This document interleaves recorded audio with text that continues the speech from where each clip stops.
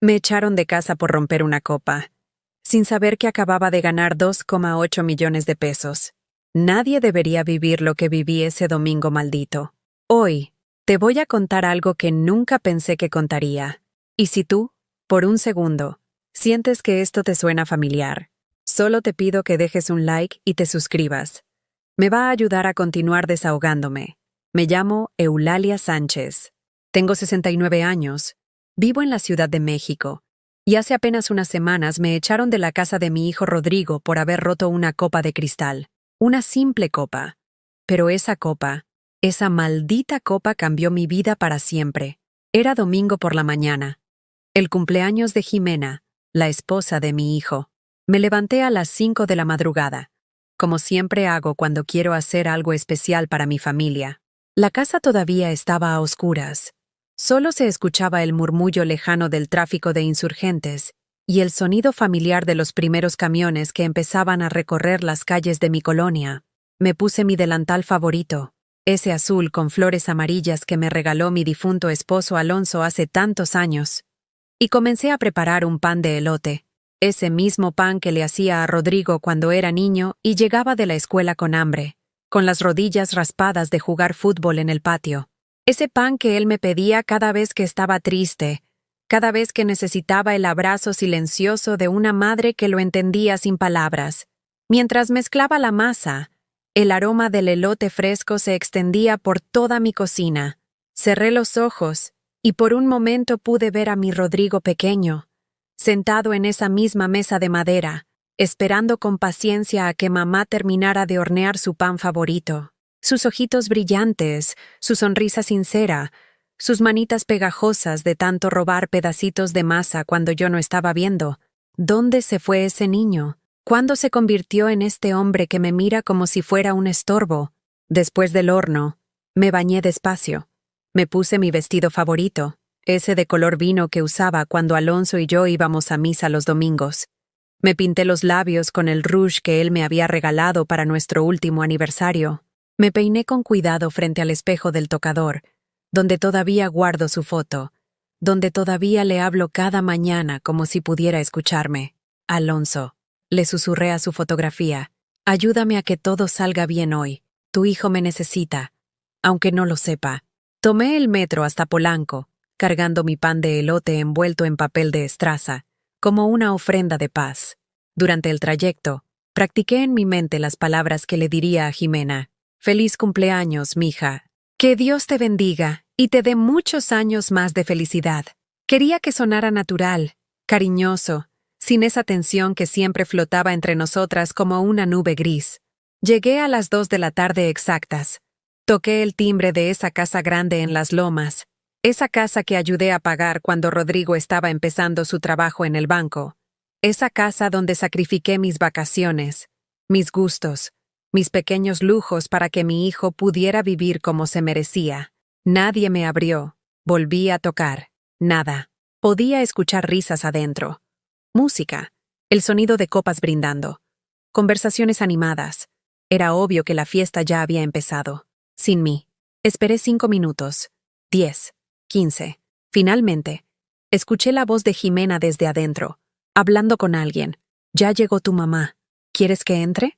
Y entonces escuché la respuesta de mi hijo, mi único hijo, el niño que llevé en mi vientre durante 9 meses, al que amamanté, al que cuidé cada noche cuando tenía fiebre.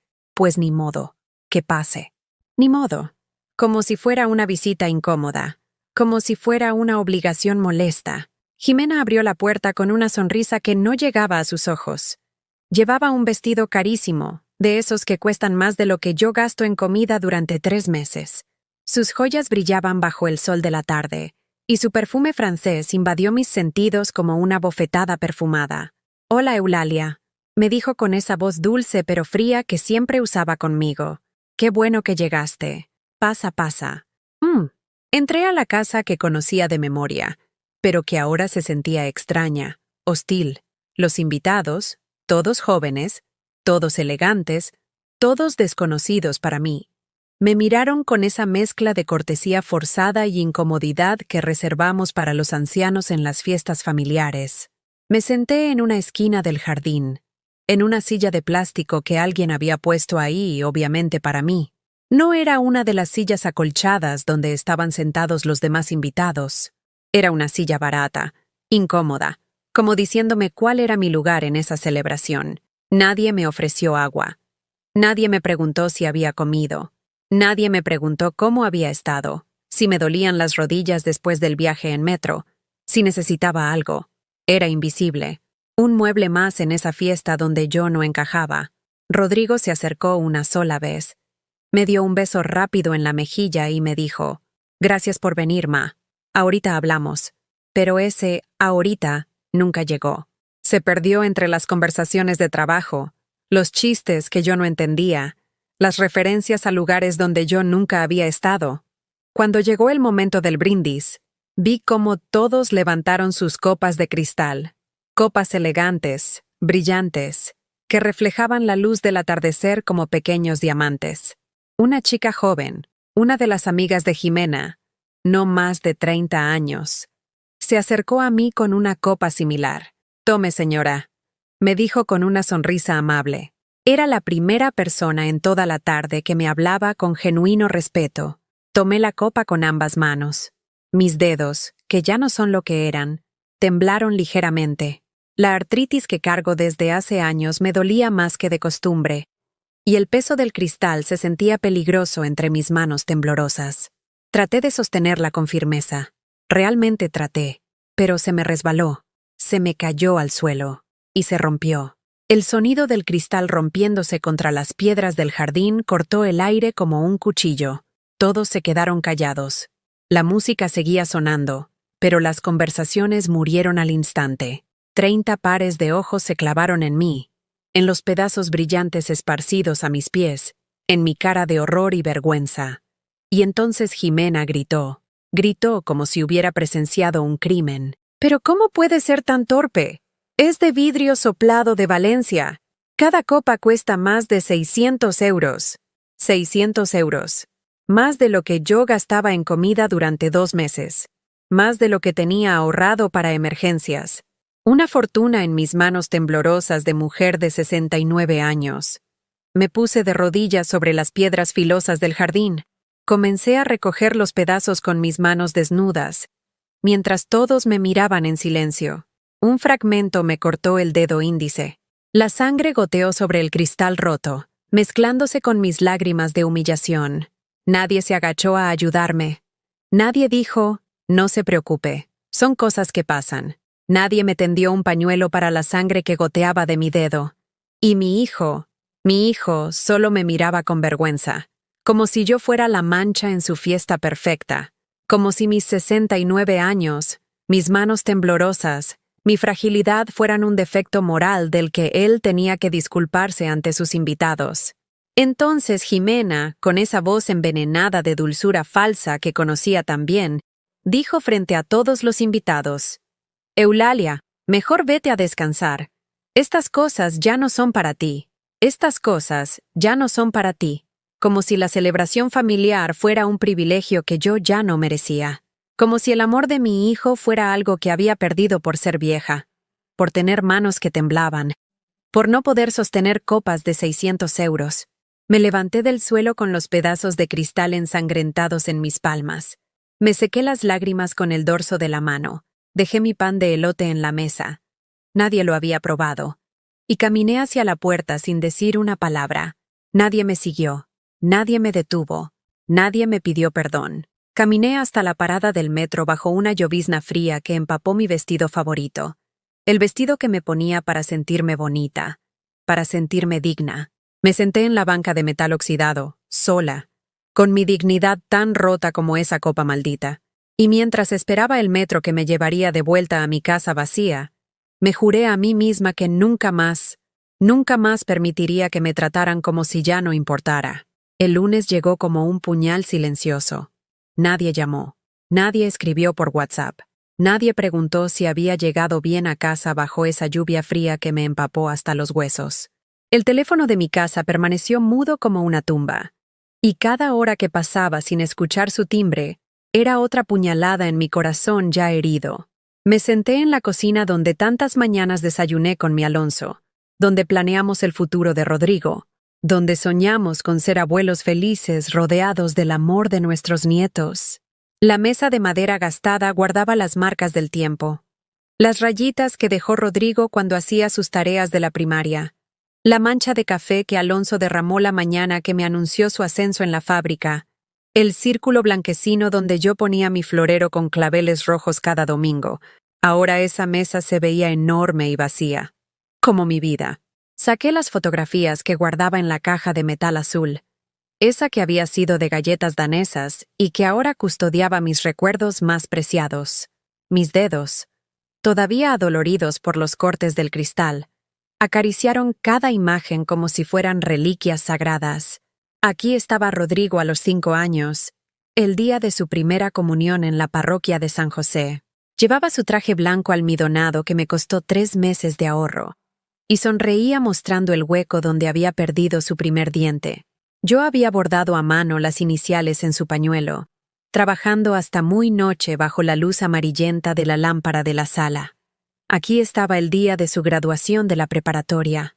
Yo había vendido mi anillo de bodas, el único de oro que tenía, para pagarle la fiesta que él quería. «Mamá», me había dicho, «todos mis amigos van a tener mariachi y pastel de 3 pisos. No quiero quedar mal». Y yo, como siempre, encontré la manera. Siempre encontraba la manera. Aquí estaba su boda con Jimena. Yo llevaba un vestido de color durazno que me había hecho mi vecina doña Carmen porque no tenía dinero para comprar uno nuevo. Había gastado todos mis ahorros en la despedida de soltero que él quería, en el traje que él había elegido, en la luna de miel a Cancún que ella había exigido. En la foto, yo sonreía. Pero si miras bien mis ojos, puedes ver una tristeza que entonces no entendía. Ahora sé que era el presentimiento de lo que vendría. ¿Cuándo comenzó todo esto? ¿Cuándo dejé de ser su madre para convertirme en su banco personal? Recordé la primera vez que me pidió dinero prestado. Rodrigo tenía 25 años y acababa de empezar a trabajar en el banco. «Ma, necesito 3,000 pesos para el enganche de un coche. Es para trabajar, ¿me entiendes? Voy a verte muy bien. Te lo devuelvo en 2 meses». 2 meses se convirtieron en 6. 6 se convirtieron en 1 año. Y cuando finalmente reuní el valor para preguntarle por el dinero, me dijo, «Ay, ma, ¿en serio me vas a cobrar? Soy tu hijo.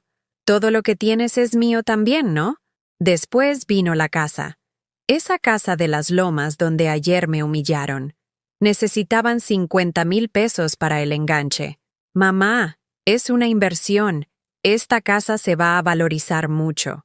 Algún día va a ser tuya también». Vendí la parcela que Alonso me había dejado en Xochimilco. Esa parcela donde íbamos los fines de semana a sembrar jitomates y cilantro, donde él me había pedido matrimonio bajo la sombra de un sauce llorón, donde habíamos planeado construir una casita para cuando fuéramos viejos. La vendí sin pensarlo 2 veces porque mi hijo me necesitaba. Jamás volví a ver esos 50,000 pesos. Luego llegaron las tarjetas de crédito. «Ma, ponme como aval. Es solo por si acaso. Tú sabes que yo siempre pago». Pero cuando llegaron los estados de cuenta y las llamadas de cobranza, adivina quién tuvo que pagar. Adivina quién trabajó turnos dobles limpiando oficinas para cubrir las deudas que mi hijo había hecho a mi nombre. Y las niñas, mis nietas hermosas, Sofía y Valeria, que ahora tienen 14 y 12 años. Durante años fui su nana gratuita. Cada vez que Jimena tenía cosas importantes que hacer, ir al salón de belleza, almorzar con sus amigas, sus clases de yoga, me llamaba. «Eulalia, ¿puedes cuidar a las niñas?» Solo por unas horitas. Esas horitas se convertían en días enteros. Yo las llevaba a la escuela en el metro porque no tenía coche. Les preparaba el desayuno, la comida, la cena. Les ayudaba con las tareas, les leía cuentos, las consolaba cuando tenían pesadillas. Cuando se enfermaban, era yo quien se quedaba despierta toda la noche, poniendo trapitos húmedos en sus frentes, midiendo su temperatura cada hora. ¿Y las gracias? Nunca llegaron. Más bien llegaron los reproches. «Eulalia, les diste mucha azúcar, por eso están hiperactivas. Eulalia, ¿por qué las dejaste ver tanta televisión? Eulalia, no las dejes comer con las manos, se van a mal acostumbrar». Nunca era suficiente. Nunca hacía nada bien. Recordé el cumpleaños 65. Mi cumpleaños. Había preparado un mole poblano desde el sábado. El mole que tanto le gustaba a Rodrigo cuando era niño. Había comprado refrescos. Había decorado la casa con papel picado de colores. Había invitado a mis pocas amigas, a mi hermana Rosa, a mis vecinos. Rodrigo llegó 2 horas tarde. Jimena no vino. Está muy ocupada con las clases de piano de las niñas, me dijo sin mirarme a los ojos. Se comió un plato de mole, me dio un abrazo rápido y se fue. Disculpa, ma, pero tengo una cena de trabajo muy importante. Me quedé sola con mis invitados, fingiendo que no me importaba, fingiendo que entendía que su trabajo era más importante que mi cumpleaños. Pero esa noche lloré hasta quedarme dormida abrazando la almohada de Alonso. Y las Navidades. Dios mío. Las Navidades. Durante 10 años consecutivos, yo cocinaba para 20 personas. Compraba el pavo, los ingredientes para los rellenos, las frutas para el ponche, los dulces para los niños. Me levantaba a las 4 de la mañana para tener todo listo cuando llegaran los invitados importantes de Jimena. ¿Y yo? Yo comía en la cocina, como la servidumbre. Es que no hay lugar en la mesa, Eulalia. Tú entiendes. Siempre entendía. Siempre cedía. Siempre me hacía a un lado. El año pasado ni siquiera me invitaron. Decidimos hacer algo más íntimo este año, ma. Solo nosotros 4. Pasé la Nochebuena sola, cenando un sándwich de jamón y viendo películas antiguas en la televisión, mientras mi familia brindaba sin mí en esa casa que yo ayudé a pagar. Pero lo peor, lo que más me dolía en el alma, eran los hospitales. Cuando me operaron de la vesícula hace 2 años, nadie vino a visitarme. Estuve 3 días internada en el Hospital General, sola, viendo cómo las otras pacientes recibían flores, globos, visitas de familiares que se preocupaban por ellas. «Es que el hospital está muy lejos, ma», me dijo Rodrigo por teléfono. «Y Jimena no puede venir porque las niñas tienen examen. Muy lejos». El Hospital General estaba a 40 minutos en coche desde su casa de Las Lomas. Pero para comprar sus zapatos de marca en Santa Fe, ese viaje no era problema. Una enfermera joven, de esas que todavía tienen compasión en el corazón, se sentó a mi lado la última noche. «¿Su familia no vino a verla, señora? Están muy ocupados», le respondí, porque ¿qué más podía decir? ¿Que mi único hijo me había abandonado en el momento en que más lo necesitaba? Mi abuela siempre me decía, murmuró la enfermera mientras acomodaba mis almohadas, que hay hijos que son bendición y otros que son castigo. Pero usted, señora, usted parece de las que merecían bendición. Esas palabras se me quedaron grabadas como hierro caliente. Mientras miraba las fotografías desparramadas sobre la mesa de mi cocina, me di cuenta de algo que había estado negando durante años. Yo no era la madre de Rodrigo, era su empleada, su cajero automático, su niñera gratuita. ¿Cuándo había sido la última vez que mi hijo me preguntó cómo estaba? ¿Cuándo había sido la última vez que me había dicho, «Te amo, mamá», sin pedirme algo a cambio? No podía recordarlo. Me levanté despacio de la silla, las rodillas me dolían más que nunca, y caminé hasta el librero donde guardaba mis documentos importantes. Busqué mi estado de cuenta del banco. Quería ver cuánto dinero me quedaba después de tantos años de dar y dar sin recibir nunca nada a cambio. El saldo era de 3,200 pesos. Eso era todo. Mis 69 años de vida, mis décadas de trabajo limpiando oficinas, mis sacrificios, mis desvelos, mis lágrimas. Valían 3,200 pesos. Y entonces, mientras guardaba el papel con manos temblorosas, mis dedos tocaron algo que había olvidado completamente. Un boleto arrugado de la Lotería Nacional. Lo había comprado hace 3 meses. El día del aniversario de la muerte de Alonso. Era una costumbre tonta que tenía.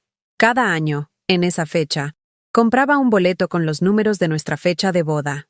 Por pura curiosidad, o tal vez porque necesitaba una distracción para no seguir llorando, decidí revisar los números en Internet. Mis manos temblaron cuando vi la pantalla. Había ganado 2,8 millones de pesos. Y nadie, absolutamente nadie en el mundo, lo sabía. No se lo dije a nadie, ni una palabra. Guardé ese boleto ganador en el mismo lugar donde había estado durante 3 meses, entre las páginas de mi Biblia, justo en el Salmo 23. Aunque ande en valle de sombra de muerte, no temeré mal alguno, porque tú estarás conmigo. Por primera vez en años, sentí que tal vez Alonso y Dios no me habían abandonado completamente. Pero antes de hacer cualquier cosa, necesitaba estar completamente segura de lo que había descubierto. Durante días enteros, me senté frente a la computadora de la biblioteca pública de mi colonia, esa que está junto al mercado de San Juan, donde las señoras venden elotes y esquites, revisando una y otra vez los números ganadores. 2, 15, 23, 31, 47, 50. Los números de mi boda con Alonso. 2 de febrero, día 15, 1973, que suma 23. A las 31 semanas de habernos conocido. Los otros números eran la edad que teníamos. Yo, 47, él 50. Era real. Todo era real. Mientras esperaba mi turno en el banco para confirmar el premio, mi mente comenzó a trabajar de una manera que no había hecho en décadas. Era como si una parte de mí que había estado dormida, anestesiada por años de maltrato y humillación, hubiera despertado de repente. ¿Por qué Rodrigo no había llamado después de lo que pasó el domingo? ¿Por qué Jimena me había tratado como a una criada delante de todos sus invitados? ¿Por qué nadie, absolutamente nadie, se había disculpado por haberme hecho sentir como basura? Y entonces comenzaron a llegar los mensajes. El martes por la noche, Rodrigo me escribió por WhatsApp. Ma, necesito que me prestes 10,000 pesos urgente. Se me descompuso el coche y tengo que llevarlo al taller mañana temprano. Es una emergencia. Ni un ¿cómo estás? Ni un disculpa por lo del domingo. Ni un ¿llegaste bien a casa bajo la lluvia? Solo necesito dinero. Como siempre. No le respondí. El miércoles llegó Jimena. Hola, Eulalia. Las niñas tienen festival en la escuela el viernes y yo no puedo ir porque tengo cita en el spa. ¿Puedes llevarlas? Necesitan que alguien las acompañe y tome fotos. El spa. Mientras yo me cortaba los dedos recogiendo cristales rotos, ella ya tenía programada una cita en el spa. Tampoco le respondí. El jueves, Rodrigo me llamó directamente. Ma, ¿por qué no contestas mis mensajes? ¿Estás enojada por lo del domingo? Ya sabes cómo es Jimena cuando se estresa. No lo tomó personal. No lo tomó personal. Como si humillar a una mujer de 69 años delante de 30 desconocidos fuera algo casual, sin importancia. Hijo, le dije con una voz que sonaba extraña hasta para mí misma. Estoy ocupada. Te hablo después. Y colgué. Colgué el teléfono a mi propio hijo por primera vez en mi vida. Esa noche no pude dormir. Me quedé despierta mirando el techo de mi recámara, escuchando los ruidos nocturnos de la colonia, los perros ladrando, los taxis pasando, la música lejana de alguna fiesta que terminaba muy tarde, sonidos que antes me molestaban y ahora me parecían la sinfonía de la libertad. ¿Libertad? ¿De qué estaba hablando? Pero era cierto. Por primera vez en décadas, había colgado el teléfono sin resolver el problema de alguien más. Por primera vez, había puesto mis sentimientos por encima de las necesidades de mi familia. Y el mundo no se había acabado. El viernes por la mañana, tomé el metro hacia el centro de la ciudad. Llevaba mi bolsa de mano más formal, esa negra que usaba para ocasiones especiales, y me había puesto mi vestido azul marino, el más serio que tenía. Iba a cobrar el premio. En las oficinas de la Lotería Nacional, un señor muy amable llamado licenciado Herrera me explicó todo el proceso. Impuestos, formas de cobro, documentos necesarios. Yo escuchaba como si estuviera en un sueño. Señora Sánchez, me dijo sonriendo. Felicidades. Después de impuestos, le corresponden exactamente 2.8 millones de pesos. ¿Cómo le gustaría recibir el dinero? 2.8 millones de pesos. Más dinero del que había visto junto en toda mi vida. Más dinero del que Rodrigo ganaba en 3 años. Más dinero del que había gastado en él durante las últimas 2 décadas. ¿Puedo abrir una cuenta nueva? Pregunté. Una cuenta que solo yo pueda manejar. Por supuesto, señora. ¿En qué banco le gustaría? Elegí un banco diferente al que siempre había usado. Un banco donde nadie de mi familia tenía cuentas. Donde nadie podría pedirme prestado ni firmar como aval sin que yo lo supiera. Esa tarde, Caminando por el Zócalo con mi nueva tarjeta de débito en la cartera, me senté en una banca bajo la sombra de los árboles. Observé a las familias paseando. Abuelas cargando a sus nietos con sonrisas genuinas, hijos tomados del brazo de sus madres ancianas, familias compartiendo helados y risas verdaderas.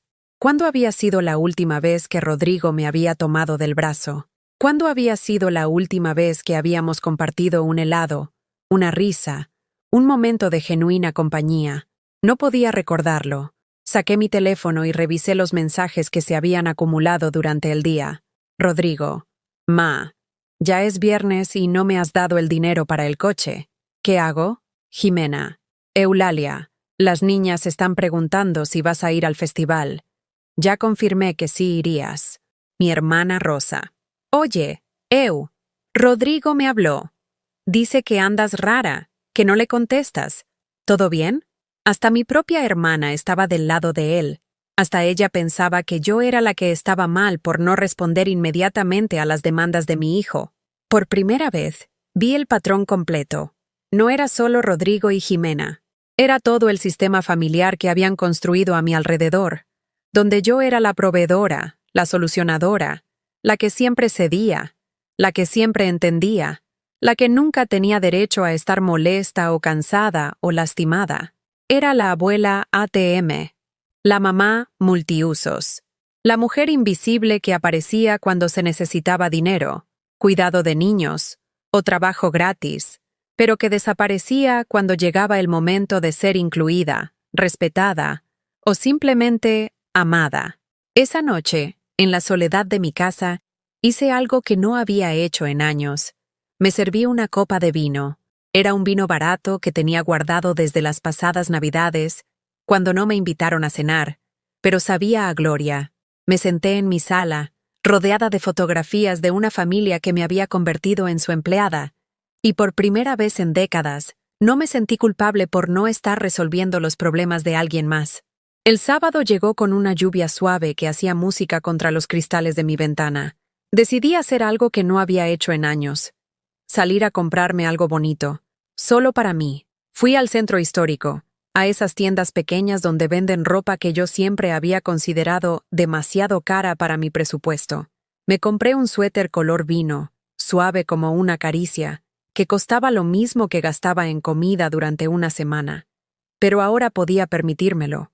Ahora tenía 8 millones de pesos que nadie sabía que existían. Mientras me probaba el suéter frente al espejo de la tienda, la vendedora, una mujer de mi edad con cabello plateado precioso, me dijo: «Le queda hermoso, señora. Se ve usted muy elegante». Elegante. Nadie me había dicho que me veía elegante en años. Jimena siempre tenía comentarios sobre mi ropa. «Ese color no te favorece, Eulalia. Esa blusa se ve muy vieja. ¿No tienes algo más apropiado?» Me compré el suéter. Y también una bufanda. Y unos aretes de plata que brillaban como pequeñas estrellas. Cuando llegué a casa, mi teléfono tenía 14 llamadas perdidas. Todas de Rodrigo. Marqué de regreso y contestó al primer timbrazo. «Ma, ¿dónde te habías metido? Llevo todo el día llamándote. ¿No te dijeron que Sofía se lastimó en el festival? Necesito que vengas ahora mismo a cuidarla mientras llevamos a Valeria a su clase de natación». Sofía se había lastimado, mi nieta. Y yo ni siquiera sabía por qué había decidido no ir al festival donde me necesitaban como fotógrafa gratuita. Por un momento, el sentimiento de culpa me golpeó como siempre. La urgencia de correr, de ayudar, de poner las necesidades de mi familia por encima de todo lo demás. Pero entonces me miré en el espejo del recibidor. Vi a una mujer de 69 años usando un suéter nuevo color vino, con aretes que brillaban como estrellas, con 2 millones de pesos que había ganado con los números de su matrimonio feliz con un hombre que la había amado de verdad. Y me di cuenta de algo que debería haber entendido hace años. No era mi responsabilidad resolver cada crisis familiar. No era mi trabajo estar disponible las 24 horas del día para las emergencias de otros. No era mi obligación sacrificar mi paz, mi tiempo, mi dignidad por personas que solo me buscaban cuando me necesitaban. «Rodrigo», le dije con una voz que sonaba diferente hasta para mí, «lleva tú a Sofía al doctor. Yo estoy ocupada. ¿Ocupada? ¿Ocupada con qué, ma? ¿Qué puede ser más importante que tu nieta lastimada? Era una buena pregunta. ¿Qué podía ser más importante que mi nieta? La respuesta llegó clara como el agua. Mi propia dignidad. Hijo, voy a colgar ahora. Habla con tu esposa. Resuelvan juntos este problema familiar. Y colgué. Por segunda vez en mi vida, colgué el teléfono a mi hijo. Pero esta vez, apagué completamente el teléfono. Y me serví otra copa de vino. Esa noche, acostada en mi cama con mi suéter nuevo puesto, porque me gustaba cómo se sentía contra mi piel, tomé una decisión que cambiaría todo. Iba a investigar exactamente qué tanto me habían estado usando. Iba a revisar cada transacción, cada préstamo, cada favor que había hecho durante los últimos años. Y después decidiría qué hacer con mis 2.8 millones de pesos. Pero una cosa tenía clara. Quien me había echado de su casa por romper una copa de 600 euros no merecía saber que acababa de volverme millonaria.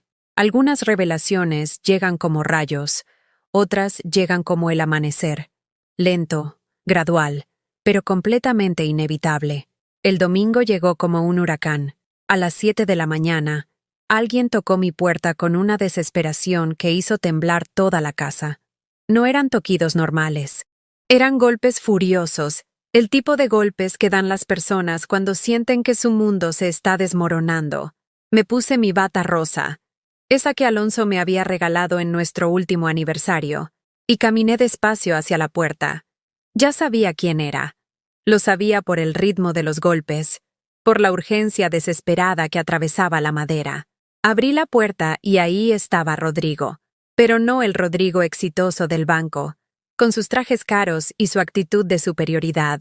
Este era un Rodrigo desconocido, despeinado, con ojeras profundas, con la barba de varios días sin rasurar. Llevaba la misma ropa del día anterior, arrugada como si hubiera dormido con ella puesta. «Mamá», me dijo, y su voz sonaba rota. «Necesitamos hablar».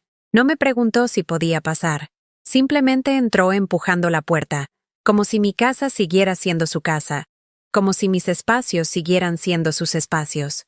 Detrás de él venía Jimena, pero tampoco era la Jimena de siempre. No llevaba maquillaje. Su cabello rubio teñido mostraba las raíces oscuras, y tenía los ojos hinchados como si hubiera pasado la noche llorando. Llevaba pants, algo que jamás pensé que vería en ella, y tenis deportivos sucios. «¿Qué les pasa?», pregunté, aunque en el fondo de mi corazón ya lo sabía. Se habían dado cuenta de que algo había cambiado en mí, y eso los aterrorizaba.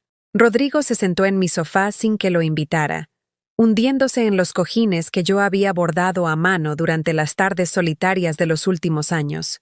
Jimena se quedó de pie, caminando de un lado a otro como un animal enjaulado. «Mamá», comenzó Rodrigo, «¿qué te está pasando? Llevas una semana actuando muy raro. No contestas el teléfono, no respondes los mensajes, no fuiste al Festival de las Niñas cuando te necesitábamos». «¿Cuándo me necesitaron?», repetí lentamente, saboreando cada palabra. ¿Para qué me necesitaron? ¿Para cargar sus bolsas? ¿Para tomar fotos gratis? ¿Para hacer el trabajo que ustedes no querían hacer? Jimena se detuvo en seco. Sus ojos, esos ojos que siempre me habían mirado con condescendencia, ahora mostraban algo que nunca había visto antes. Miedo. «Eulalia», me dijo con esa voz falsa que usaba cuando quería manipularme. «No seas dramática. Sabes que te queremos mucho. Es solo que has estado muy difícil últimamente». «¿Difícil? Yo era la difícil. ¿Difícil por no regalarles dinero que no tengo?», pregunté. «¿Difícil por no estar disponible las 24 horas del día para resolver sus problemas?».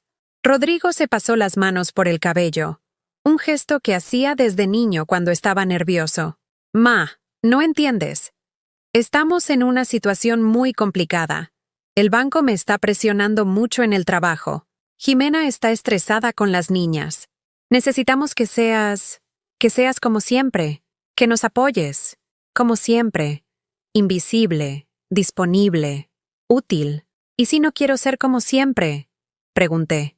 El silencio que siguió a mi pregunta fue tan denso que se podía cortar con cuchillo.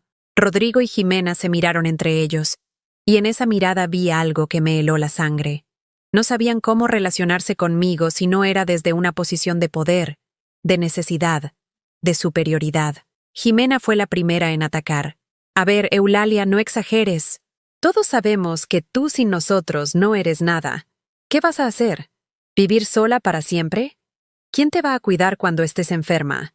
¿Quién se va a hacer cargo de ti cuando ya no puedas valerte por ti misma? Sus palabras fueron como puñaladas dirigidas exactamente a mis miedos más profundos. La soledad, la vejez, la dependencia. ¿Me están amenazando? Pregunté con una calma que me sorprendió hasta a mí misma. No te estamos amenazando, intervino Rodrigo rápidamente. Te estamos recordando la realidad. Ma, tú tienes 69 años. Nosotros somos tu familia, tus únicas opciones. Tus únicas opciones. En ese momento, algo se cristalizó en mi mente con una claridad perfecta. Vi toda mi vida desde una perspectiva completamente nueva, como si estuviera viendo una película sobre la vida de otra persona. Durante años, ellos habían construido cuidadosamente una prisión invisible a mi alrededor, una prisión hecha de miedo, de culpa, de dependencia emocional. Me habían convencido de que sin ellos yo no era nada, de que necesitaba sus migajas de atención más de lo que ellos necesitaban mi dinero, mi tiempo, mi trabajo gratuito. Pero ahora tenía 2.8 millones de pesos que ellos no sabían que existían. Ahora tenía opciones que ellos no podían imaginar. ¿Saben qué? Les dije, levantándome del sillón donde me había sentado como una acusada ante un tribunal. Tienen razón. Tengo 69 años. Y precisamente por eso ya no tengo tiempo para seguir permitiendo que me traten como basura. Jimena soltó una risa histérica. ¿Basura? Eulalia, por favor. Te tratamos como a una reina. Te invitamos a todas las fiestas. Te incluimos en todo. Me incluyeron sentándome en una silla de plástico en una esquina del jardín. La interrumpí. Me incluyeron dejándome recoger vidrios rotos con mis manos desnudas mientras todos me miraban. Me incluyeron echándome de la casa bajo la lluvia después de humillarme delante de 30 desconocidos. Rodrigo intentó levantarse del sofá, pero yo alcé la mano para detenerlo. No he terminado de hablar. Mi voz tenía una autoridad que no sabía que poseía. Rodrigo se volvió a sentar como un niño regañado. Durante décadas, continué, he sido su banco personal, su niñera gratuita, su empleada doméstica sin sueldo. He vendido mis pocas posesiones para pagarles caprichos. He trabajado turnos dobles para cubrir deudas que ustedes hicieron a mi nombre. He sacrificado mi salud, mi tiempo, mi dignidad para que ustedes pudieran vivir como reyes. Jimena intentó interrumpirme, pero continué sin dejarla hablar. He pasado Navidades sola porque decían que era algo íntimo. He estado enferma en hospitales sin recibir ni una sola visita porque estaba muy lejos. He sido invisible en mi propia familia, solo visible cuando necesitaban algo de mí. Las lágrimas comenzaron a rodar por mis mejillas, pero no eran lágrimas de tristeza, eran lágrimas de rabia, lágrimas de años de frustración que finalmente encontraban salida. Y ahora vienen a mi casa, a decirme que sin ustedes no soy nada, a amenazarme con abandono si no regreso a ser su esclava obediente. Rodrigo finalmente explotó. Esclava. Por favor, mamá. Qué dramática eres. Te pedimos favores normales, como cualquier familia. Si te molesta tanto ayudarnos, está bien. Ya no te vamos a pedir nada. Pero no vengas después llorando de soledad. Ahí estaba. La amenaza final. El chantaje emocional que habían usado durante años para mantenerme en línea. Pero esta vez no funcionó. Perfecto. Les dije con una sonrisa que los descolocó completamente. No me pidan nada. Vivan su vida sin mí. Y yo viviré la mía sin ustedes. Jimena se acercó a mí con los ojos brillantes de furia. Estás cometiendo un error muy grande, Eulalia. Muy grande. Las niñas te van a extrañar, pero van a entender que la abuela se volvió una amargada que prefiere estar sola. Las niñas. Mi punto débil. Mi talón de Aquiles. Por un momento, el dolor me atravesó como una daga. Sofía y Valeria, mis nietas hermosas que habían crecido viendo a su abuela como una extensión de sus padres, como alguien que existía únicamente para servirlos. Pero entonces recordé algo que había estado negando durante años. Las niñas ya no me buscaban por amor. Me buscaban por costumbre, por conveniencia. Cuando las cuidaba, pasaban todo el tiempo viendo sus tablets o hablando por teléfono con sus amigas.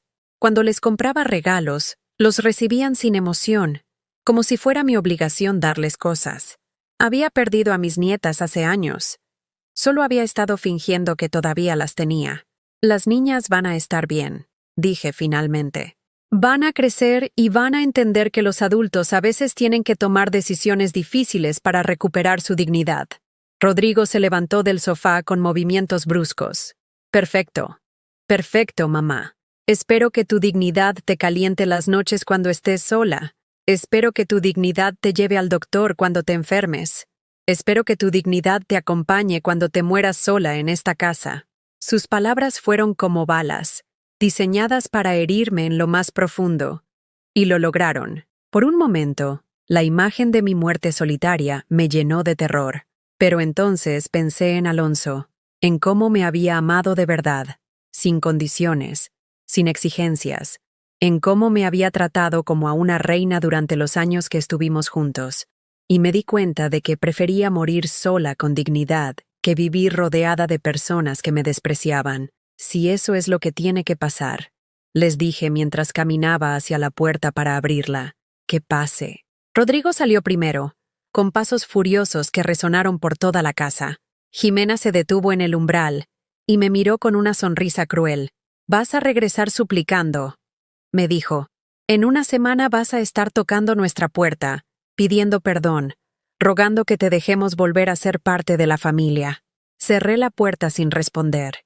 Y por primera vez en décadas, el silencio de mi casa no me sonó a soledad. Me sonó a libertad. Esa noche, me serví una copa de vino y me senté en mi jardín pequeño, bajo las estrellas que brillaban como promesas en el cielo negro de la Ciudad de México. Pensé en los 2.8 millones de pesos que esperaban en mi cuenta bancaria secreta. Pensé en todas las posibilidades que se abrían ante mí. Y por primera vez en años, no pensé en ellos. Pensé en mí. Por primera vez en décadas, me desperté sin la urgencia de resolver los problemas de alguien más. Era lunes por la mañana, las 7:30. Durante años, a esta hora ya estaba revisando mi teléfono para ver qué emergencia familiar me esperaba. Si Rodrigo necesitaba que le depositara dinero, si Jimena quería que cuidara a las niñas, si había alguna crisis que solo la abuela Eulalia podía resolver. Pero esta mañana mi teléfono estaba en silencio. Y por primera vez, ese silencio no me angustiaba, me tranquilizaba. Me levanté despacio, sin prisa. Me preparé un café en mi taza favorita, esa de porcelana blanca con florecitas azules que había sido de mi madre, y me senté en mi pequeño jardín a ver el amanecer sobre los techos de la colonia. Los sonidos de la mañana capitalina me envolvían como una manta suave. El silbato lejano del camión de gas, las voces de los niños camino a la escuela, el pregón del señor que vendía tamales oaxaqueños en la esquina. Vida normal, vida real, vida que continuaba su curso sin que yo tuviera que ser la solucionadora universal de todos los problemas del mundo. ¿Cuándo había sido la última vez que me había sentado así, sin hacer nada más que existir? No podía recordarlo. Mientras tomaba mi café, tomé una decisión que había estado posponiendo desde hacía días. Era hora de investigar exactamente qué tanto daño financiero me habían hecho durante todos estos años. Fui a mi recámara y saqué una caja de zapatos donde guardaba todos mis documentos importantes: recibos, estados de cuenta, pagarés, comprobantes de transferencias, papeles que había firmado sin leer completamente porque era para ayudar a la familia. Lo extendí todo sobre la mesa del comedor y comencé a hacer cuentas. La parcela de Xochimilco que vendí para el enganche de su casa, 120,000 pesos en valores de hace 8 años. Hoy valdría el doble. Los préstamos que nunca me devolvieron, 15,000 pesos aquí, 8,000 allá, 25,000 para una emergencia médica, que después descubrí que había sido para unas vacaciones en Cancún. Las tarjetas de crédito donde figuraba como aval, 3 tarjetas con deudas acumuladas de 180,000 pesos que había pagado trabajando turnos extra en casas de familias ricas de Polanco, limpiando baños que relucían más que mi propia casa. Los gastos en regalos para las niñas, cumpleaños, navidades, Día del Niño, primeras comuniones, juguetes caros, ropa de marca, electrónicos que ellas rompían o perdían a los pocos meses. Cuando terminé de sumar, la cifra me dejó sin aliento. 847,000 pesos. Casi 1 millón de pesos que había dado a mi familia durante los últimos 10 años. Dinero que había salido de mis manos temblorosas de mujer trabajadora hacia las cuentas bancarias de personas que me veían como un cajero automático con piernas. Pero lo que más me dolió no fue la cantidad, fue darme cuenta de que ni una sola vez, ni una sola maldita vez, me habían dado las gracias de corazón. Era siempre, «Ay, ma, eres un amor, te lo devuelvo pronto», o «Sabía que podía contar contigo, mamá», o peor aún, «Es lo mínimo que puedes hacer por tus nietas». Lo mínimo, como si mi amor se midiera en pesos y centavos. Esa tarde tomé el metro hacia el centro de la ciudad. Tenía una cita con un abogado que me había recomendado el señor de la lotería. Un hombre mayor, de confianza, especializado en asuntos familiares delicados. El licenciado Morales tenía su oficina en un edificio antiguo cerca del Palacio de Bellas Artes. Su despacho olía a libros viejos y madera, y las paredes estaban cubiertas de diplomas y fotografías que hablaban de décadas de experiencia ayudando a personas en situaciones complicadas. «Señora Sánchez», me dijo después de escuchar mi historia completa, «lo que me cuenta es más común de lo que usted se imagina. Muchas personas mayores vienen aquí después de años de abuso financiero y emocional por parte de sus propias familias». Abuso. Esa palabra me sonaba demasiado fuerte para lo que había vivido. El abuso era algo que les pasaba a otras personas con situaciones extremas, no a una abuela normal de la Ciudad de México. Sé que la palabra la incomoda. Continuó el licenciado, como si leyera mis pensamientos. Pero vamos a llamar las cosas por su nombre. Su hijo y su nuera la han estado explotando económicamente durante años. Han usado su amor maternal como herramienta de manipulación. Han condicionado su inclusión en la familia a su capacidad de proveer servicios y dinero. Cada palabra era como un martillazo sobre clavos que llevaba años negándome a reconocer. ¿Qué puedo hacer?, pregunté con una voz que sonaba más pequeña de lo que me hubiera gustado. «Primero», me dijo sacando unos documentos de su escritorio, «vamos a proteger su patrimonio. Vamos a hacer un testamento nuevo donde usted tenga control absoluto sobre sus bienes. Nadie va a poder presionarla ni manipularla para que cambie sus decisiones. ¿Y segundo? Segundo, señora, usted va a empezar a vivir para usted misma. Va a descubrir quién es Eulalia Sánchez cuando no está cargando con los problemas de todo el mundo». Esa noche, después de firmar los documentos que protegían mi dinero del premio, hice algo que no había hecho en décadas. Me compré comida que me gustaba solo a mí. Fui al mercado de San Juan y me compré ingredientes para hacer chiles en nogada.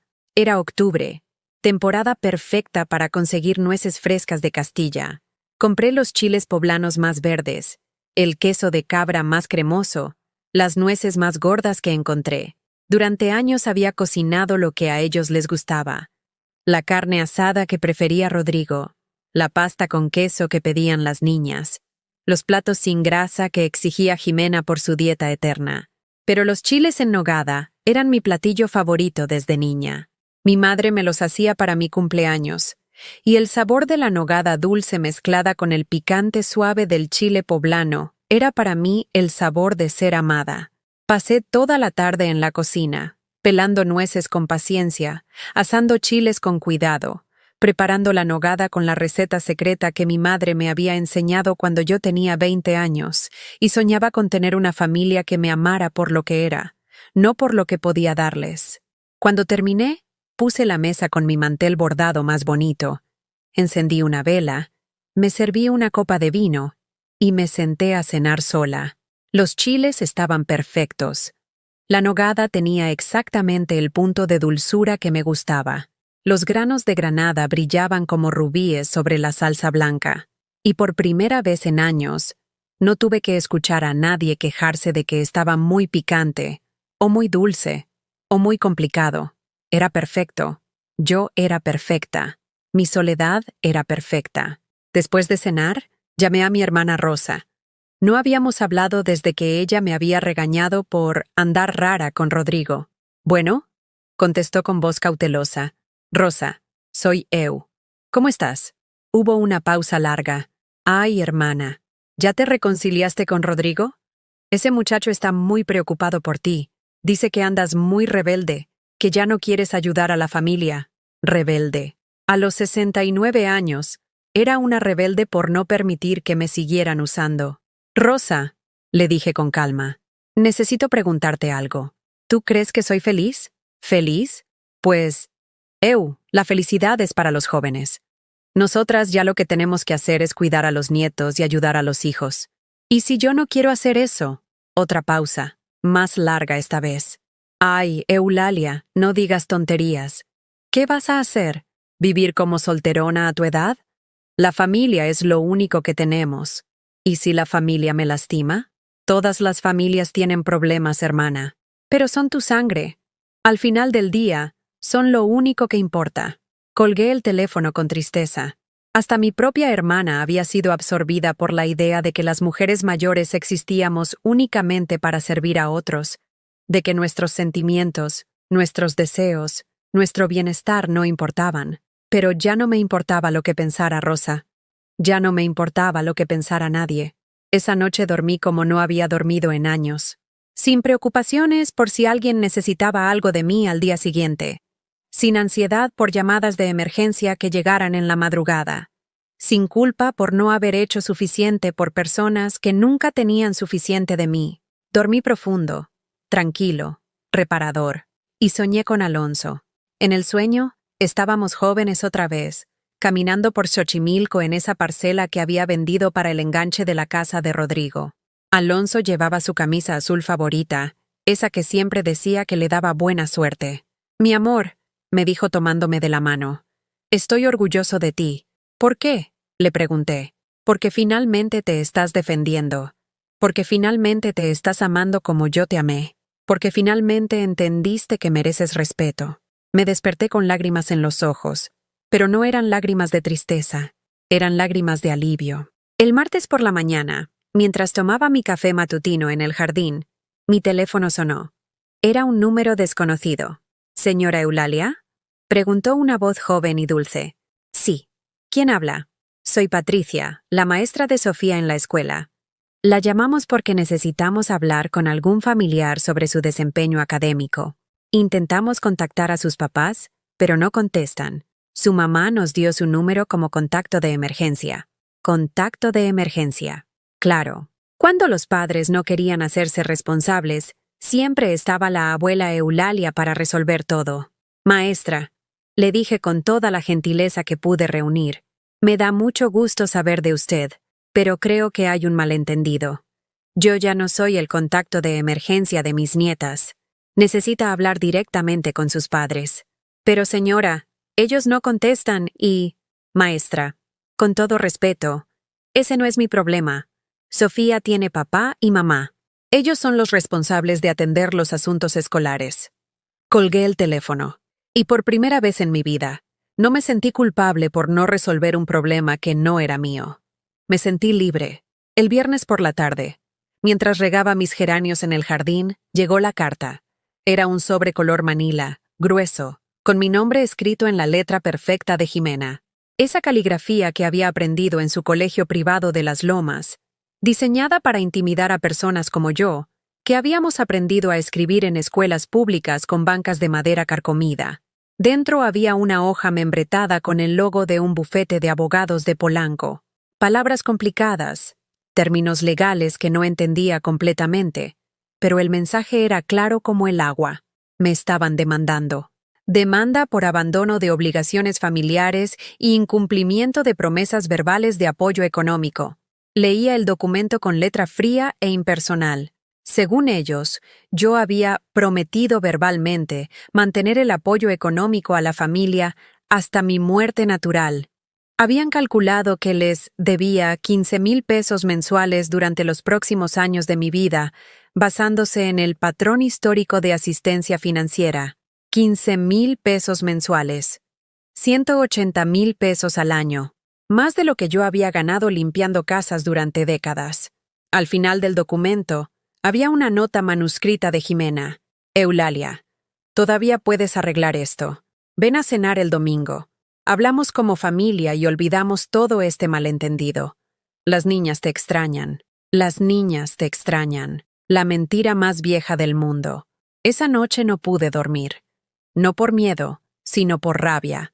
Una rabia limpia, pura, que había estado enterrada bajo capas de culpa y manipulación durante décadas. ¿Cómo se atrevían? ¿Cómo se atrevían a demandarme por recuperar mi dignidad? ¿Cómo se atrevían a usar el sistema legal para forzarme a seguir siendo su esclava? El sábado por la mañana llamé al licenciado Morales.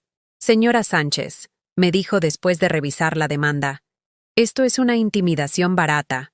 No tienen ninguna base legal. Las promesas verbales de apoyo económico no son exigibles legalmente, mucho menos cuando se hicieron bajo coacción emocional. ¿Qué hago? Usted decide. Puede ignorar esto completamente. Yo me encargo de que desaparezca. O puede enfrentarlos de una vez por todas. Mostrarles que ya no es la mujer que pueden manipular a su antojo. Esa tarde, tomé una decisión que habría aterrorizado a la Eulalia de hace un mes. Les iba a decir la verdad, toda la verdad. El domingo llegué a su casa a las 2 de la tarde exactas. Llevaba mi vestido azul marino más elegante, el que usaba para ocasiones importantes. Me había maquillado con cuidado. Me había peinado en el salón de belleza de doña Carmen y llevaba los aretes de plata que me había comprado durante mi primer día de libertad. Esta vez no toqué el timbre. Tenía copia de la llave. Después de todo, había pagado la mitad del enganche de esa casa. Y entré directamente. Los encontré en el comedor, los 4 sentados alrededor de la mesa de caoba que mi dinero había ayudado a comprar. Rodrigo vestía su mejor traje, como si fuera una junta de negocios. Jimena llevaba un vestido color crema que probablemente costaba más que mi renta de 3 meses. Las niñas estaban impecables, con sus uniformes de domingo y sus caritas de angelitos ensayadas para la ocasión. «Mamá», dijo Rodrigo levantándose con una sonrisa falsa. «Qué bueno que viniste. Ya pensábamos que...» «Siéntate», le dije con una voz que no reconocía como mía. «Todos siéntense. Vamos a hablar». Puse mi bolsa sobre la mesa con un golpe seco que hizo temblar los platos de porcelana fina. Saqué una carpeta gruesa que había preparado durante toda la semana. Antes de empezar, dije mirándolos uno por uno, quiero que sepan que ya revisé la demanda que me mandaron. Y quiero felicitarlos. Finalmente mostraron su verdadera cara. Jimena intentó interrumpir con su voz melosa. «Eulalia, esa demanda es solo para proteger los derechos de las niñas. Para asegurar que siguiera siendo su vaca lechera hasta el día de mi muerte». La interrumpí. «Pero, ¿saben qué? Se les acabó la leche». Abrí la carpeta y saqué el primer documento. Los estados de cuenta de mi nueva cuenta bancaria. 2.8 millones de pesos, anuncié, viendo cómo sus ojos se abrían como platos. Gané la lotería el día del aniversario de la muerte de su papá. El mismo día que ustedes me echaron de esta casa por romper una copa. El silencio que siguió fue tan denso que se podía cortar con cuchillo. Rodrigo se había puesto pálido como un muerto. Jimena miraba el documento como si fuera un extraterrestre. Las niñas intercambiaban miradas confundidas. «Pero no se emocionen», continué, «porque no van a ver ni un peso de ese dinero». Saqué el segundo documento. Mi testamento nuevo. Ya hice testamento. Todo mi dinero va para una fundación que ayuda a mujeres mayores víctimas de abuso familiar. Sí, abuso familiar. Porque eso es exactamente lo que me han hecho durante años. Rodrigo finalmente encontró su voz. «Mamá, no puedes estar hablando en serio. Somos tu familia. Tu única familia». «¿Mi familia?» Me reí con una risa que sonaba extraña hasta para mí. ¿La familia que me echó bajo la lluvia después de humillarme públicamente? ¿La familia que me demandó por recuperar mi dignidad? Saqué el tercer documento. Las cuentas que había hecho de todo el dinero que me habían quitado durante los años. 847,000 pesos. Leí en voz alta. Eso es lo que me han robado durante la última década. Préstamos que nunca pagaron, deudas que yo cubrí, gastos que hice por ustedes mientras yo comía frijoles y arroz para llegar a fin de mes. Jimena se levantó de la mesa con los ojos brillando de furia. ¿Robado? Eulalia, estás loca. Eso es lo que hacen las madres, lo que hacen las abuelas, dar por sus familias. ¿Dar? Me levanté también, enfrentándola por primera vez en mi vida. ¿Dar? Las madres dan amor, Jimena. Las abuelas dan cariño. Yo no he sido madre ni abuela para ustedes. He sido un cajero automático con piernas. Caminé alrededor de la mesa, observando esa casa que yo había ayudado a pagar, esos muebles que habían salido de mi sudor y mis lágrimas. ¿Saben cuándo fue la última vez que me dijeron, «¿Te quiero sin pedirme algo a cambio?» Pregunté. No pueden recordarlo, ¿verdad? Porque nunca ha pasado. Las niñas empezaron a llorar. Sofía, la mayor, me miraba con ojos que intentaban manipularme. Abuela, ¿ya no nos quieres? Mi corazón se partió. Pero esta vez, en lugar de ceder, me agaché a su altura y le hablé con toda la honestidad que pude reunir. Las amo con todo mi corazón, mija. Las amo tanto que ya no voy a permitir que crezcan pensando que está bien tratar mal a las personas que nos aman. Las amo tanto que voy a enseñarles que el respeto se gana, no se exige. Me incorporé y miré a Rodrigo directamente a los ojos. Tu padre estaría avergonzado de ti, le dije. Alonso trabajó toda su vida para darte lo mejor. Me amó como una reina para que tú aprendieras a amar a tu propia familia. ¿Y tú? Tú aprendiste a ver el amor como una transacción comercial. Rodrigo tenía lágrimas en los ojos, pero no eran lágrimas de arrepentimiento. Eran lágrimas de rabia por perder su fuente de financiamiento. Mamá, si te vas, si haces esto, ya no hay vuelta atrás. Ya no vas a ser parte de esta familia. Saqué el último documento de mi carpeta. El poder notarial que revocaba todos los accesos que habían tenido a mis cuentas y documentos. Perfecto, dije poniéndolo sobre la mesa, porque esta familia dejó de existir para mí el día que me echaron por romper una copa. Caminé hacia la puerta, pero antes de salir me volteé una última vez. Ah, y sobre la demanda, dije con una sonrisa que lo celó. Mi abogado dice que podemos contrademandar por extorsión y abuso financiero de persona mayor. Los recibos que tengo podrían meterlos en serios problemas legales. Vi cómo Jimena se desplomaba en su silla. Pero no lo voy a hacer, continué. ¿Saben por qué? Porque ustedes no merecen ni mi odio. No merecen ni mi tiempo para odiarlos. Salí de esa casa por última vez.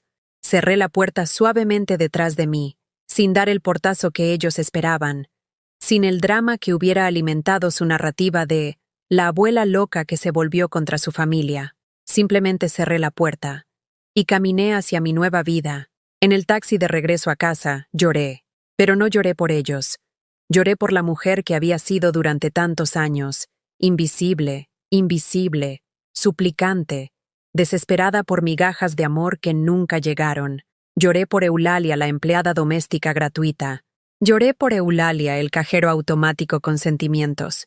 Lloré por Eulalia, la abuela que existía solo para servir. Y cuando llegué a mi casa, cuando abrí la puerta de mi casa, la casa que nadie me podía quitar, la casa donde nadie me podía humillar, dejé de llorar, porque esa mujer ya no existía. Ahora existía solo Eulalia. Eulalia con 2.8 millones de pesos. Eulalia con dignidad. Eulalia con futuro. Eulalia libre. 3 semanas después del confronto final, hice algo que no había hecho en 45 años. Me compré un boleto de avión. Destino, Puerto Vallarta. Había visto un anuncio en el periódico sobre un hotel boutique frente al mar que ofrecía paquetes especiales para mujeres que celebran su independencia. La frase me había llamado la atención porque describía exactamente lo que era ahora. Una mujer celebrando su independencia. El vuelo desde la Ciudad de México duró apenas 1 hora y media, pero para mí fue como viajar a otro planeta. Desde la ventanilla del avión, vi cómo las montañas grises del Valle de México se transformaban en el azul infinito del Pacífico, como si estuviera dejando atrás no solo una ciudad, sino toda una vida de limitaciones autoimpuestas. La azafata, una chica joven con sonrisa genuina, me ofreció cacahuates y me preguntó si era mi primera vez volando. Sí, le respondí, y luego agregué algo que me sorprendió a mí misma. Pero no va a ser la última. El hotel era pequeño y acogedor, con solo 20 habitaciones que daban directamente a la playa. Mi suite tenía un balcón con vista al mar, una cama enorme con sábanas blancas que olían a lavanda, y un baño con una tina lo suficientemente grande para que una mujer de 69 años pudiera remojar sus huesos cansados mientras escuchaba el sonido de las olas. La primera noche, me senté en el balcón con una copa de vino blanco, el vino que yo había elegido, no el que alguien más había decidido que debía tomar, y marqué un número que tenía guardado desde hacía meses. «¿Bueno?», contestó una voz familiar. «Esperanza, soy Eulalia Sánchez». Esperanza había sido mi compañera de trabajo durante años, cuando limpiábamos juntas las oficinas del centro. Éramos amigas antes de que yo me convirtiera en la abuela esclava que no tenía tiempo para amistades. «Ay, Eulalia, qué milagro. ¿Cómo estás, mujer? Hace años que no sé nada de ti». «Estoy en Puerto Vallarta», le dije, saboreando cada palabra. «En un hotel frente al mar, sola.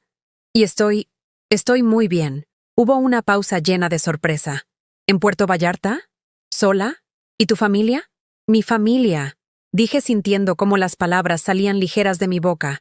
«Ya no es mi problema». Le conté todo, desde la copa rota hasta el confronto final. Esperanza me escuchó sin interrumpir, haciendo esos ruiditos de comprensión que hacen las mujeres cuando otra mujer les está contando una historia de liberación. «Ay, Eulalia», me dijo cuando terminé. «Siempre supe que esa familia te estaba chupando la sangre, pero nunca me atreví a decírtelo porque sé cómo somos las madres mexicanas. Pensamos que sufrir por los hijos es parte del amor». «Ya no más», le dije viendo cómo el sol se ponía sobre el océano, pintando el cielo de colores que no sabía que existían. «Ya aprendí la diferencia entre amar y ser usada». «¿Y qué vas a hacer ahora?», era una buena pregunta. ¿Qué hace una mujer de 69 años cuando finalmente se da cuenta de que su vida puede empezar de nuevo? «Voy a vivir», le respondí. «Por primera vez en décadas, voy a vivir para mí». Los siguientes días en Puerto Vallarta fueron una revelación constante.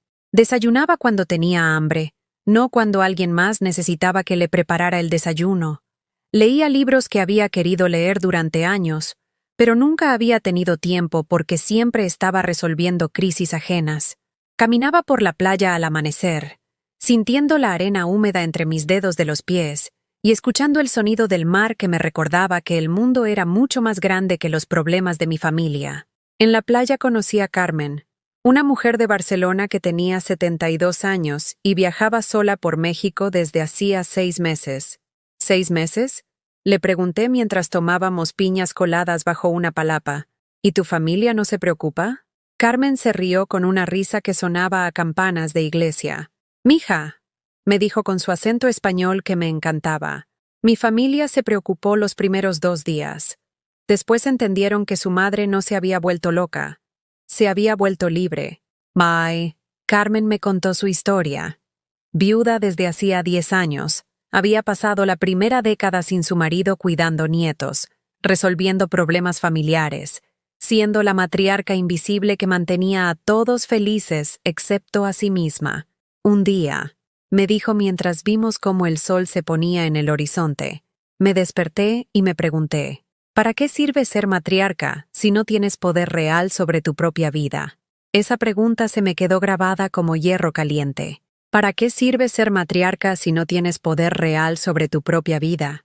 Carmen se quedó en Puerto Vallarta solo 3 días más, pero antes de irse me dejó un regalo que cambiaría todo. La dirección de un grupo de WhatsApp llamado Mujeres Libres después de los 60. Son mujeres de toda América Latina, me explicó mientras empacaba su maleta colorida llena de recuerdos de viaje. Todas hemos pasado por lo mismo.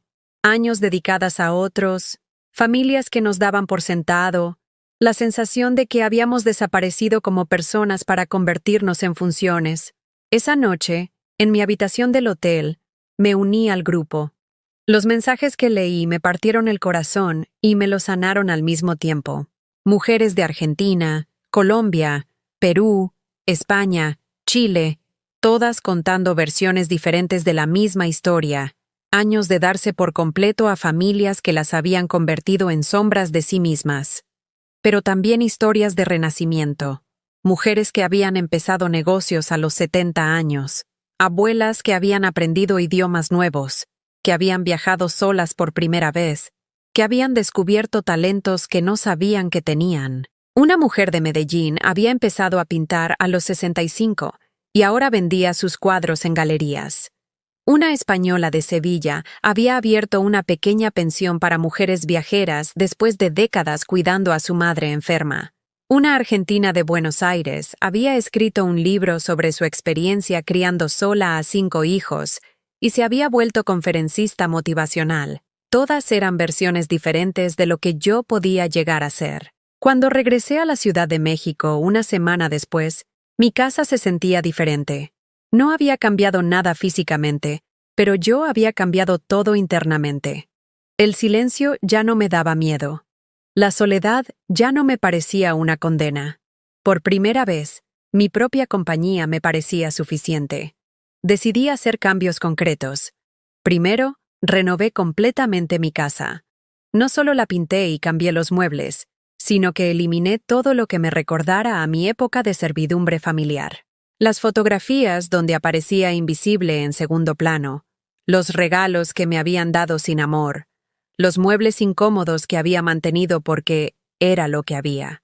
Contraté a un decorador joven del barrio, un muchacho gay muy talentoso que necesitaba oportunidades.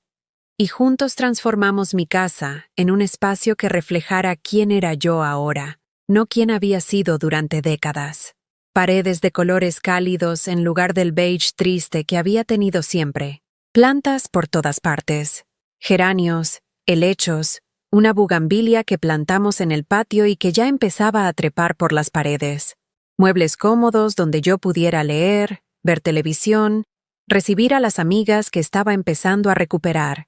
Segundo, me inscribí en clases. Fotografía en el Centro Cultural de mi colonia. Italiano en la Casa de Cultura de Coyoacán. Aquaeróbicos en el Deportivo Municipal, donde conocí a otras mujeres que, como yo, habían decidido que nunca era demasiado tarde para cuidar su cuerpo.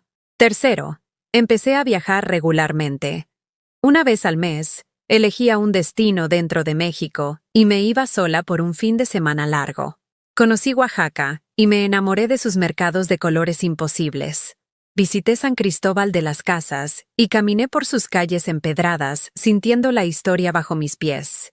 Fui a Mérida y aprendí sobre la cultura maya que nunca había tenido tiempo de conocer. En cada viaje, compraba algo especial para mí, no cosas caras o innecesarias, sino objetos que me recordaran que yo merecía belleza, que merecía experiencias, que merecía ocupar espacio en el mundo. Un rebozo de seda de Oaxaca que brillaba como el cielo al atardecer.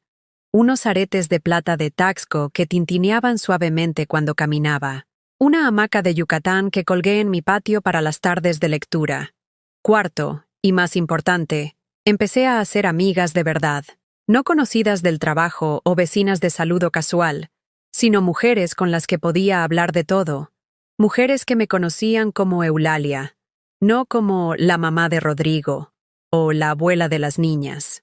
En las clases de fotografía conocí a Luz María, una viuda de 70 años que había criado 6 hijos sola y que ahora se dedicaba a fotografiar mariposas. En Aquaeróbicos me hice amiga de Remedios, una maestra jubilada que había pasado 40 años enseñando a niños de primaria y que ahora aprendía a nadar porque siempre había querido, pero nunca había tenido tiempo. Las 3 formamos un grupo que bautizamos como las mariposas tardías, porque habíamos tardado décadas en convertirnos en lo que realmente éramos. Nos reuníamos todos los miércoles para cenar y platicar. Hablábamos de nuestros sueños pendientes, de los libros que estábamos leyendo, de los lugares que queríamos conocer. Nunca hablábamos de nuestras familias como víctimas. Si surgía el tema, era para celebrar nuestra libertad, no para lamentarnos por lo que habíamos perdido. Un miércoles, mientras cenábamos tacos de guisado en un puesto de la esquina, porque ahora podíamos cenar donde se nos antojara, sin preocuparnos por lo que otros pensaran de nuestros gustos, Remedios me hizo una pregunta que me cambió la perspectiva para siempre. Eulalia, me dijo mientras masticaba un taco de chicharrón prensado, ¿tú crees que tu familia se arrepiente de haberte perdido? Lo pensé durante mucho tiempo antes de responder. ¿Sabes qué? Le dije finalmente. Ya no me importa. Ellos no me perdieron a mí. Yo me gané a mí misma. Esa noche, caminando de regreso a casa bajo las luces de la colonia, me di cuenta de algo fundamental. Por primera vez en mi vida adulta, era completamente feliz. No feliz a pesar de estar sola. No feliz, mientras tanto, hasta que llegara algo mejor. Simplemente feliz. Completamente, absolutamente, genuinamente feliz. Y esa felicidad no dependía de nadie más que de mí. Han pasado 8 meses desde aquella copa rota que cambió mi vida para siempre. Esta mañana, mientras tomaba mi café en el jardín que ahora florece con las plantas que yo elegí, jazmines que perfuman las noches, rosas que corto para adornar mi mesa, hierbas de olor que uso para cocinar solo para mí, llegó una carta que no esperaba. El sobre era blanco, sencillo, con mi nombre escrito en una letra que reconocí inmediatamente, la de Sofía, mi nieta mayor. Querida abuela Eulalia, comenzaba la carta, espero que estés bien. Mamá y papá no saben que te estoy escribiendo, pero necesitaba decirte algo importante. Me senté en mi silla favorita, esa mecedora de mimbre que compré en un mercado de artesanías en Tlaquepaque, y continué leyendo con el corazón acelerado. He estado pensando mucho en todo lo que pasó. Al principio estaba enojada contigo por abandonarnos, como decía mamá. Pero ahora que tengo 15 años, empiezo a entender cosas que antes no entendía. 15 años. Mi nieta ya tenía 15 años, y yo me había perdido los últimos meses de su crecimiento por estar peleando batallas que alguien más había empezado. La semana pasada, mamá le gritó a una señora que trabaja limpiando casas porque no llegó un día que estaba enferma. La trató súper mal. Le dijo que esa gente siempre pone excusas. Y yo me acordé de ti, de cómo siempre limpiabas nuestra casa, de cómo cuidabas de nosotras cuando estábamos enfermas, de cómo nunca faltaste ni un solo día durante años. Las lágrimas comenzaron a rodar por mis mejillas, pero no eran lágrimas de tristeza. Eran lágrimas de algo que pensé que nunca sentiría. Validación. También me di cuenta de que nunca te decíamos gracias. Por nada. Era como si fueras invisible. Como si todo lo que hacías fuera tu obligación. Y ahora que no estás, la casa se siente vacía. No porque necesitemos que hagas cosas por nosotros, sino porque te extrañamos a ti, a la persona que eras cuando podías ser tú misma. Tuve que detenerme para secarme los ojos. Esta niña, esta jovencita que había visto crecer desde bebé, había entendido algo que sus padres nunca habían logrado comprender. Abuela, podrías perdonarme, no por mamá y papá, sino por mí, por haber sido parte de algo que ahora entiendo que estuvo mal. ¿Podrías llamarme algún día? Me gustaría conocerte de verdad, no como la abuela que nos cuidaba, sino como Eulalia, como la persona que eres. Al final de la carta había un número de teléfono celular y una postdata que me partió el corazón de la manera más hermosa. PD. Valeria también quiere conocerte, pero es muy tímida para escribir. Dice que extraña los cuentos que nos contabas, pero yo le dije que lo que realmente extraña es tu voz. Nosotras también aprendimos que el amor no se pide, se da libremente. Me quedé sentada en mi jardín durante 1 hora, con la carta en mis manos, viendo cómo las mariposas monarca que habían llegado con el otoño danzaban entre mis flores. Mis nietas habían entendido la lección que sus padres se negaban a aprender, que el amor real no se compra con servicios, no se negocia con chantajes, no se mendiga con manipulaciones. El amor real se da libremente y se recibe con gratitud. Esa tarde marqué el número que Sofía había escrito. ¿Bueno? Contestó una voz que había cambiado, que sonaba más madura que la niña que recordaba. Sofía, soy tu abuela Eulalia. El silencio que siguió estuvo lleno de emociones que ninguna de las dos supo cómo expresar. Abuela, dijo finalmente, y su voz se quebró. Pensé que nunca me ibas a perdonar, mi amor. Le respondí con una voz que salía directamente del corazón. No hay nada que perdonar. Tú eras una niña. Los niños aprenden lo que ven en casa, pero ahora estás creciendo. Estás pensando por ti misma. Y eso me llena de orgullo. Hablamos durante 2 horas. Me contó sobre la escuela, sobre sus amigas, sobre los libros que estaba leyendo. Yo le conté sobre mis viajes, sobre mis clases de fotografía, sobre mis nuevas amigas. Hablamos como 2 mujeres que se están conociendo por primera vez, no como abuela y nieta con roles predefinidos. Abuela, me dijo antes de colgar, ¿tú crees que algún día mamá y papá van a entender lo que hicieron mal? Era una pregunta difícil, una pregunta que yo me había hecho durante meses. No lo sé, mija, le respondí honestamente. Y ya no es mi responsabilidad enseñárselos. Cada persona tiene que caminar su propio camino hacia la sabiduría. Lo único que sé es que yo ya encontré el mío. ¿Y nosotras podemos ser parte de tu camino? ¿Sin que eso signifique que tienes que regresar a cómo eran las cosas antes? La pregunta de mi nieta de 15 años era más madura que cualquier cosa que hubiera escuchado de su padre en décadas. Claro que pueden, mi amor, pero en mis términos, con respeto mutuo, con amor real, no con necesidad disfrazada de amor. Me parece perfecto, me dijo, y pude escuchar la sonrisa en su voz. Esa noche, mientras preparaba mi cena, un salmón a las hierbas que había aprendido a cocinar en una clase de cocina internacional, reflexioné sobre todo el camino que había recorrido desde aquella copa rota. La mujer que se había arrodillado a recoger cristales con las manos sangrantes mientras 30 personas la miraban con lástima ya no existía. En su lugar, había nacido una mujer que sabía su valor, que conocía sus límites, que entendía la diferencia entre generosidad y autotraición. Durante los siguientes meses, mantuve contacto regular con mis nietas.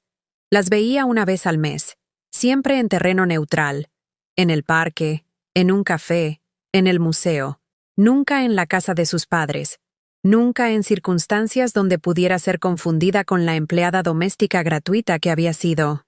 Rodrigo intentó contactarme varias veces, primero con mensajes de WhatsApp que ignoré, después con llamadas que no contesté. Finalmente apareció en mi puerta un sábado por la mañana, con ojeras profundas y ropa arrugada que me recordó al hombre desesperado que había llegado 8 meses atrás. «Mamá», me dijo cuando abrí la puerta, «necesitamos hablar. Las cosas han cambiado». Las cosas habían cambiado, efectivamente.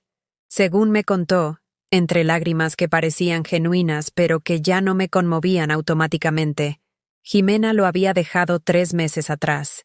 Se había enterado de que yo tenía dinero y había querido reconciliarse conmigo para tener acceso a él. Cuando Rodrigo se negó a pedirme perdón, porque no hicimos nada malo, mamá, ella había decidido que era mejor buscar un marido con una familia menos complicada. Está viviendo con un empresario de Monterrey, me dijo con voz rota. Se llevó a las niñas 2 semanas al mes. Yo me quedé solo, mamá. Y me di cuenta de que tú tenías razón en muchas cosas. Lo escuché sin interrumpir, pero también sin invitarlo a pasar. No te estoy pidiendo dinero, continuó. No te estoy pidiendo que regreses a cuidarnos. Solo quiero que sepas que entiendo que te lastimamos y que lo siento. Era la primera vez en mi vida que mi hijo me pedía perdón por algo. Rodrigo, le dije después de un largo silencio, te perdono, pero perdonar no significa olvidar, y definitivamente no significa regresar a cómo eran las cosas. Lo sé, me dijo, y por primera vez vi en sus ojos algo que no había visto desde que era niño. Humildad real. Solo quería que supieras que me da orgullo que hayas encontrado tu felicidad, aunque haya sido a pesar de nosotros. Después de que se fue, me senté en mi jardín con una taza de té de manzanilla y pensé en todas las lecciones que la vida me había enseñado en estos meses de libertad. La primera, nunca es demasiado tarde para empezar de nuevo. A los 69 años, había descubierto que podía viajar sola, hacer amigas nuevas, aprender habilidades que no sabía que quería tener. La segunda, el amor que se exige no es amor. El amor real se da libremente y se recibe con gratitud, nunca con demandas o chantajes. La tercera, Ser una buena madre no significa sacrificar tu identidad por completo. Los hijos necesitan ver madres fuertes, mujeres que se valoran a sí mismas, no mártires que se inmolan en el altar del amor familiar. La cuarta. La soledad elegida es infinitamente mejor que la compañía tóxica.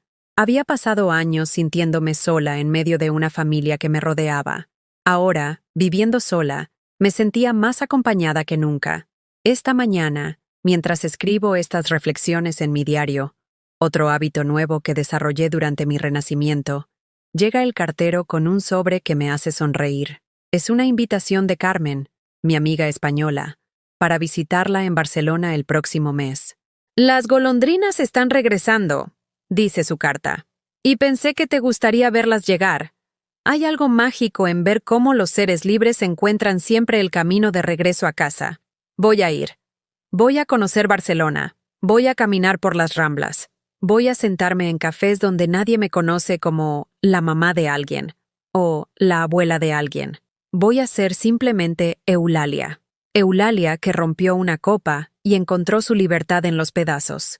Eulalia que descubrió que los finales pueden ser comienzos si tienes el valor de cerrar puertas que ya no te llevan a lugares donde quieres estar. Eulalia que aprendió que la copa que se rompe a veces es la que te libera. Y tú que has escuchado mi historia hasta aquí, ¿has roto alguna vez una copa sin que nadie te defienda? ¿Has sentido que das amor pero recibes migajas? ¿Has sido invisible en tu propia familia? Si tu respuesta es sí, cuéntame en los comentarios. Cuéntame tu historia. Porque a veces, compartir nuestras experiencias es el primer paso hacia la libertad. Si esta historia te ha tocado el corazón, si has visto algo de ti en mi historia, dale me gusta a este video y suscríbete al canal. Porque tal vez hay alguien más ahí afuera que necesita escuchar que nunca es demasiado tarde para recuperar tu dignidad, que nunca es demasiado tarde para empezar a vivir para ti, y que las copas que se rompen, a veces son las que nos liberan.